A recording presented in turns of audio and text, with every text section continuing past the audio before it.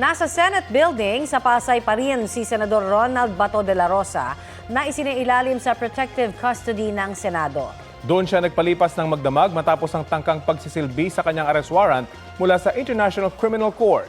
Sa Facebook Live ni Senador Robin Padilla, nagpasalamat si de la Rosa sa mga sumusuporta sa kanya. Sinabi rin ni de la Rosa na haharapin niya ang arrest warrant mula sa ICC basta idaan niya ito sa tamang proseso.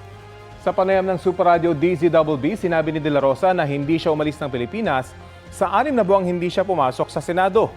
Gagawin din daw niya ang lahat ng posibleng legal na hakbang para hindi siya madala sa ICC sa The Hague, Netherlands. Sa maikling panayam naman sa Senado kaninang umaga, nanawagan si de la Rosa kay Pangulong Bongbong Marcos. Sana alagaan mo ang bawat Pilipino na hindi madala sa ibang bansa. You're our president. You're our president.